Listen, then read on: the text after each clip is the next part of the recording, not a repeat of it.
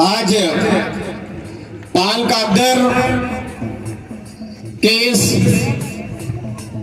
पावन मां प्रकृति की गोद में ये जो चिंतन शिविर आयोजित हो रहा है, ये चिंतन शिविर आयोजित करने जैसी जगह उपलब्ध करवाने वाले इस गांव के पूर्वा शक्ति को खूब खूब नमन जोहार। और इस पंडाल में उपस्थित भारत देश के मूल बीज मूल मालिकों को खूब खूब जोहार। जय आदिवासी, जय भील प्रदेश।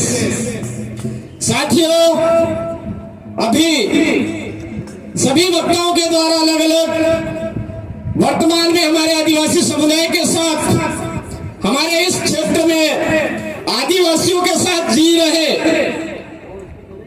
जो लोग हैं, उनके साथ जो बीत रही है, जो समस्याएं हैं उनके ऊपर और उनकी समस्याओं का समाधान किस प्रकार किया जाए उस पर बात चल रही थी।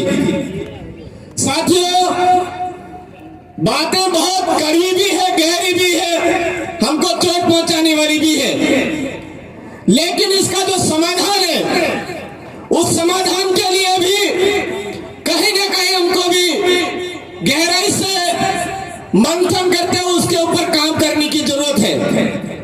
आज इस भारत देश के अंदर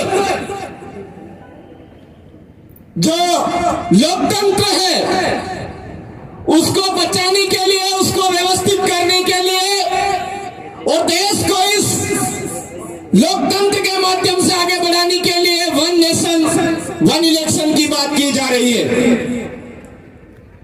आज वन नेशन वन इलेक्शन की बात की जा रही है, अच्छी बात है, लेकिन क्या मेरे भाइयों, आज भारत देश के अंदर अलग अलग लोगों के लिए अलग अलग शिक्षा व्यवस्था निर्धारित की गई। इसके लिए किसी दिन केंद्र में या राज्यों में बात हुई है क्या? आज अलग अलग तरीके से बोर्ड बना दिए, आरबीएसई, सीबीएसई, आईसीएसई। क्या आप यहां पर उपस्थित हो? मैं आपसे थोड़ा मंथन के लिए बात रखना चाहता हूं कि आरबीएसई के अंदर जो 8वीं क्लास की जो किताब है वही की वही किताब सीबीएसई पैटर्न जो है उसकी भी 8वीं क्लास की जो किताब है, दोनों क्या सेम पैटर्न पर सेम नॉलेज के ऊपर आधारित है क्या? नहीं है। अरे जब हमारी किताबों में ही भेदभाव है तो हमारा ये जो देश है ये लोकतंत्र में वन नेशन वन इलेक्शन से कैसे आगे बढ़ जाएगा?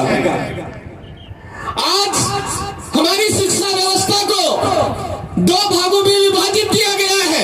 पूंजीपति वर्ग के लिए अलग शिक्षा व्यवस्था और गांव का जो निधन वर्ग का, गरीब वर्ग का व्यक्ति है उसके लिए अलग शिक्षा व्यवस्था।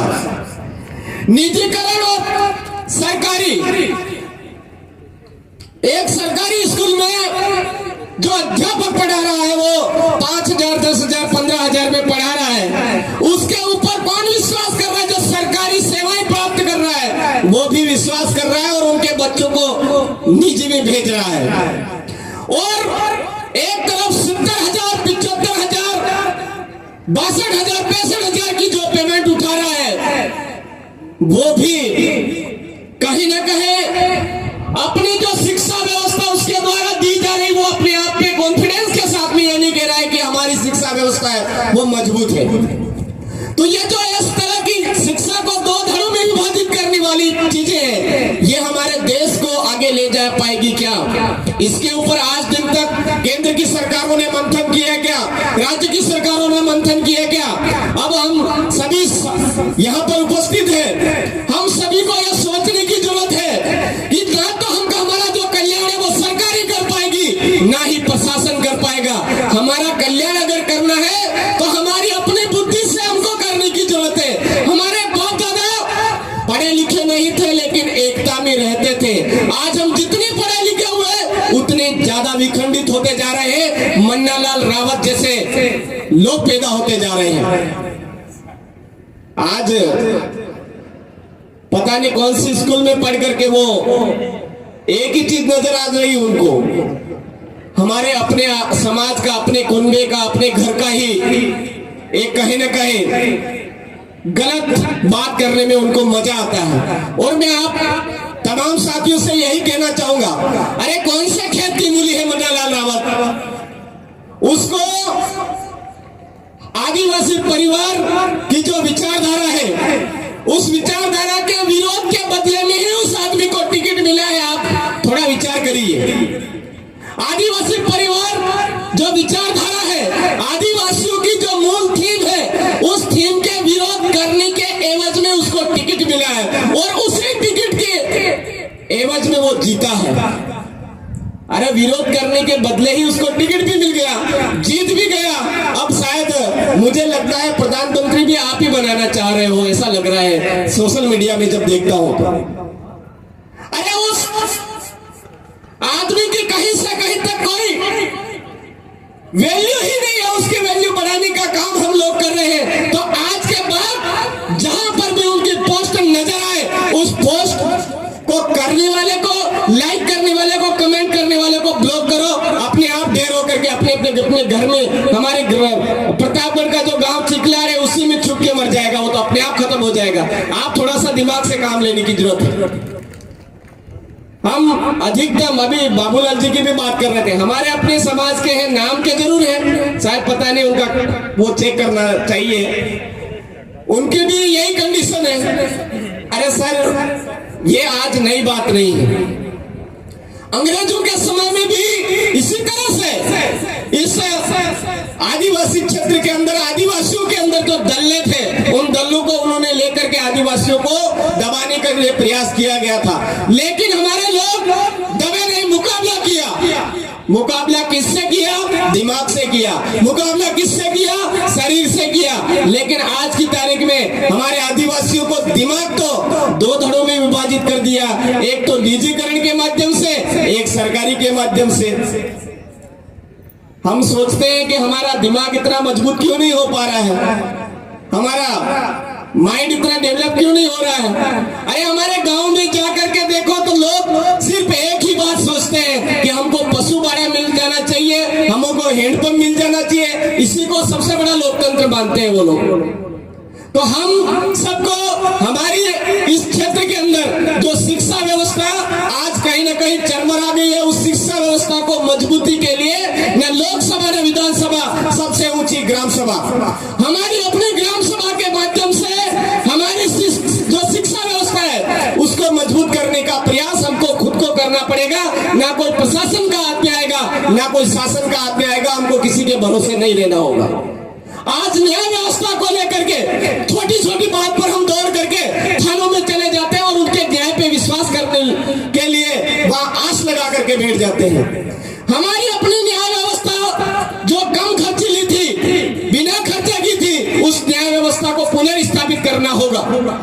आज अभी भाई साहब बता रहे थे ब्लड डोनेट करने के लिए, मैं आपसे पूछना चाहता हूं मेरे साथियों कि आज से 10 साल पहले आदिवासियों को कभी ब्लड की जरूरत पड़ती थी क्या? कभी ब्लड की जरूरत ही नहीं पड़ती थी। आज की तारीख में हो क्या रहा है, कोई जैन समाज का व्यक्ति है, उनमें ज्यादा ब्लड की जरूरत नहीं पड़ रही है। ब्राह्मण समाज का है, उसको ब्लड की जरूरत नहीं पड़ रही है। मुस्लिम समुदाय का है, उसको ब्लड की जरूरत नहीं है। किसी भी हॉस्पिटल में चले जाओ, आदिवासी इधर उधर भटकता हुआ मिलता है। किसके लिए? ब्लड के लिए, ब्लड के लिए, ब्लड के लिए। अब वो क्यों? वो इसलिए कि बच्चा पैदा होते ही उसको कुरकुरे का जो शौक है वो लगा दिया जाता है, उसको थोड़ा सा समझदार होते ही चिप्स का शौक लगा दिया जाता है। बच्चा कुरकुरे और चिप्स के शौक में खाना ही नहीं खा रहा है। जब खाना ही नहीं खा रहा है तो उसका शरीर कैसे मजबूत होगा? जैसे तैसे अगर वो बड़ा हो भी जाता है तो हमारा जो अन्न हम लोग खा रहे हैं, उस अन्न को रासायनिक दवाइयों के माध्यम से उसका जो पोषक तत्व है वो खत्म कर दिया जा रहा है।